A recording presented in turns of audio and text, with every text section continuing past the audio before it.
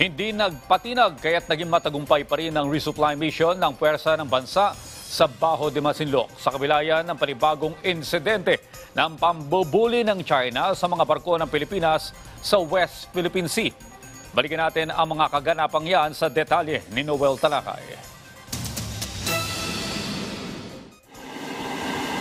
Alas 3:10 ng hapon, December 8, umalis sa Port Capinpin ng Orion, Bataan ang BRP Dato Bancao at BRP Dato Sanday, ang barko ng Bureau of Fisheries and Aquatic Resources o BFAR, habang nanggaling naman ng Suwal, Pangasinan ang BRP Dato Tamblot upang magsagawa ng humanitarian and support mission para sa mga mangingisda sa Scarborough Shoal o Bajo de Masinloc.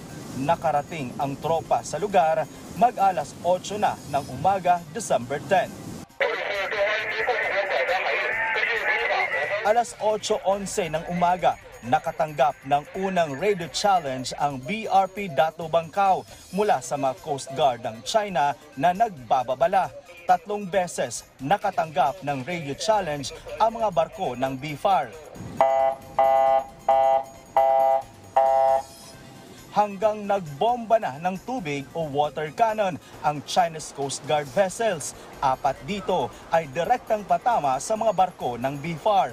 11:30 ng umaga, unang winoter cannon ang Dato Bancao. 11:52, muling binomba ito ng tubig. 11:55, ang BRP Dato Tamblot naman ang inasinta ng water cannon ng Chinese Coast Guard.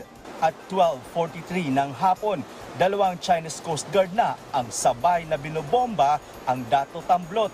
Pero habang namamahagi naman ng gasolina at grocery packs sa mga mangingisda ang BRP Dato Sanday, pinadaplisan ito ng water cannon pasado 1:24 ng hapon.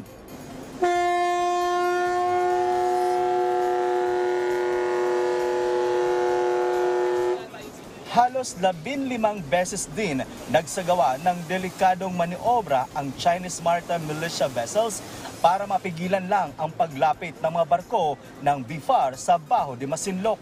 2 beses din ginitgit ang BRP Dato Bancao na ikinasira ng ilang bahagi nito. Unang ginitgit pasado alas 2:30 ng hapon ng December 9 kung saan nasira ang railings nito. Muli itong ginitgit ng alas 5 ng hapon at nasira naman ang starboard side nito. Ang unang bangga po is ng port side, tapos yung pangalawang gas sa starboard side po. Ang bali, ang damage po nun yung railings at saka yung gilid po ng starboard side. Ang bumangga po ay yung militia vessels po, binangga po yung barko natin ng BFAR dahil po sa kanilang agresibong galaw. Anya, delikado ito dahil maaaring mabutas ang gilid ng BRP Dato Bancao. Delikado po yung pagbanggang yon kasi maaari pong mabutas yung barko natin na pwede pong ikalubog. So ngayon, hindi tayo makapasok. Bakit? Kasi mayroon po diyang yung nilagay nilang barrier. Yung pinutol dati, nagkabit ulit sila ngayon para wala pong makapasok po sa loob ng bahura. Pero hinaharangan tayo ng yes, po. vessel. At the same time, nakaharang po sila, nakabantay po sila dyan. Ayon sa Philippine Coast Guard, December 9, nang pasado alas 7 ng umaga, inilagay muli ng Chinese Coast Guard ang floating barriers sa paligid ng Scarborough Shoal. Mayroon pang pagkakataon sinisigawan ng Chinese Maritime Militia ang tropa ng BFAR para paalisin ito.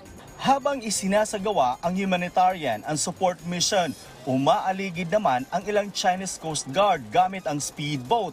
Nagkaroon din ng habulan ng Chinese Coast Guard at mga tauhan ng BFAR.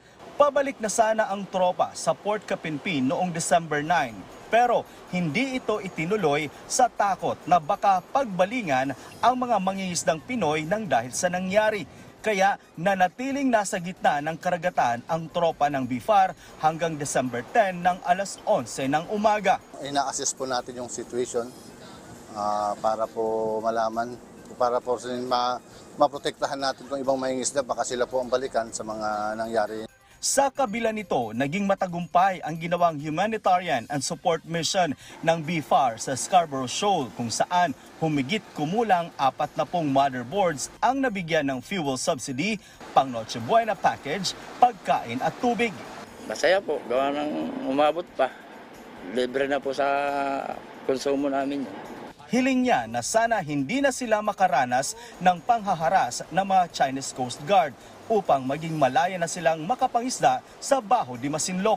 Takot na takot sir, gawa ng malaking barko nila. Yung amin, bangka lang, isang bangka lang sa amin nun, wala na. Kaya takot nga po sir. Naglalakas loob na lang, gawa ng walang pagkain. Ito na ang pinakahuling resupply mission ng BFAR ngayong taon para sa mangingisda dito sa Scarborough Shoal dahil sa amihan na nagdudulot ng malalakas na alon sa karagatan. Pero para sa ating mga kababayang mangingisda, sila ay magpapatuloy sa kanilang paghahanap buhay dito. Harangin man sila ng sama ng panahon, kasama na ang pambubuli ng China. Hindi sila patitinag, may ipakain lang sa kanilang pamilya.